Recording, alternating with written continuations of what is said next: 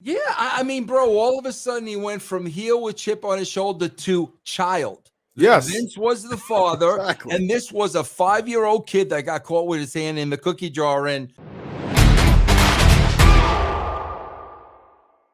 How was it in TNA as far as just the creative and was it, I know that you play more of a consultant role, but how was the booking in the creative in TNA?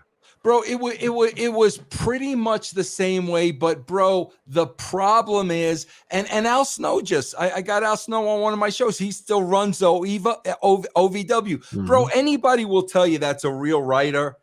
Bro, the more people you add, the more difficult it becomes.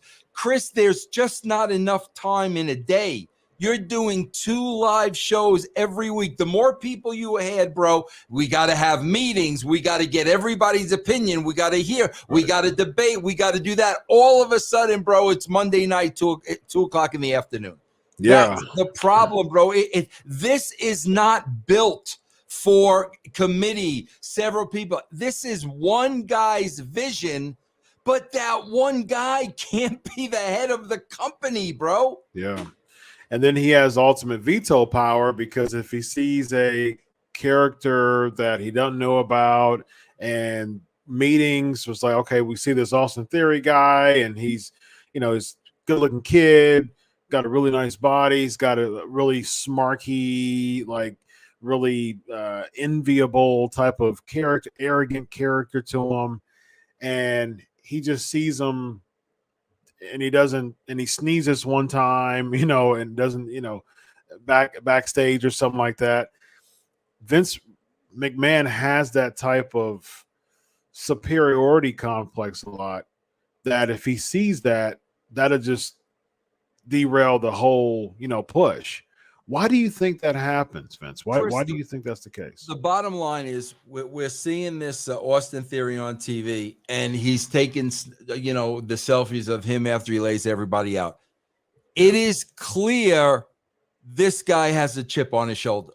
Mm-hmm. He had no chip on his shoulder Monday night, bro. Right, right. He had, you're letting a 76-year-old man slap you. You got forget. That's what I'm talking about, bro. Yeah. You can't have this guy with the selfies and the poses of Mysterio and Jeff Hardy and this and that, and then all of a sudden you're sitting in an office next to Vince, and all of a sudden you're mush. And you're a pile of freaking jello. You're afraid to be there. You're afraid to, bro. You the guy's dead. He's dead, man. Put that in any type of business scenario, and if anyone had a 76-year-old, I mean, well, period. For me, I don't care how old you are. I'm gonna knock you out. But if in this particular case, a 76-year-old boss brings you into his room, wants you to just kind of talk about the ropes and kind of initiate you by just having you monitor what's going on the workload or in the workforce. But he's very militant, he's very assertive, he's very aggressive, he's very demanding and commanding. And he says, Vince, don't you talk to me like that. Don't you look away from me when I'm talking to you. And then slaps you in the face. Will you remain in that job and just say, okay, yes, sir. Yes, sir. Yeah, I mean, bro, all of a sudden he went from heel with chip on his shoulder to child. Yes. Vince was the father, Exactly. and this was a 5-year-old kid that got caught with his hand in the cookie jar. And so now I'm supposed to believe this guy is an arrogant heel when he's letting a 76-year-old slap. Bro, let's put it this way, Chris. Is anybody going to let their boss slap them? Anybody, any job, bro, whether you're a professional athlete, whether you're working in an office, whether you're a salesman, is any human being going to allow their boss to slap them across the face? No. I mean, unless the money's so good that you feel enslaved by a paycheck. I promise I'm not you, one of those bro. guys. I promise you, it's not that good. I promise you, Austin Theories is not making 7 figures, bro. I promise you. No. And you're right, Vince. I mean, if you're trying to build a character to be an arrogant heel, the worst thing you can do is demoralize him and make you feel like you're a little punk child. Yeah, I bro, mean, put Kurt Hennig in that spot. right. Kurt Hennig was an arrogant chip on his shoulder heel. Yep. Put him in that same scenario. Yep.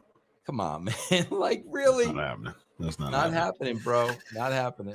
So, ladies and gentlemen, look, Austin Theory, I know that you've tweeted us before. I know that you tweeted us before. Look, if you hear this, and I know you probably will, we support you. We know that you have the capacity to be a star. I've seen it, and I've told Vince about it before. You have the potential to be a very, very big star. Do not allow a 76-year-old man to slap you across the face. At some point, you got to open your mouth, bro. If you want, I'm telling you right now, Chris, if you want to be a star, you must open your mouth. Got to. And if I'm seeing this, and if I'm seeing the segment, I'm like, okay, am I going to slap you back? I'm going to knock you out? No, I'm just going to slap you. Okay, well, I'm not going to do it then. Okay, well, you're fired. Okay, well, let me tell the people why I was fired. I was fired because Vince McMahon wanted to slap me, and I said I want to slap you back. What do I get out of it? What's the payoff? No, I just want to slap you. Nope, I'm not doing it. Okay, well, you're fired. Okay, that's going to make Vince McMahon look like an idiot, and it's going to make me gain some points from a lot of people for standing up for myself, and that's going to boost my stock up. So you got to think about that from a business standpoint. It's business. It's business. And it's your brand, bro. It's your brand, man. You want to be the brand, the kid with the chip on his shoulder that gets smacked around by 76. You want that to be your brand. That's going to be your brand, bro. Exactly. Well, speaking of brand, ladies and gentlemen, he is the CEO of the Russo brand. This guy right here, Vince Russo. I am the CEO of the Bounties, Dr. Chris Featherstone. And this is Riding with Russo. So long.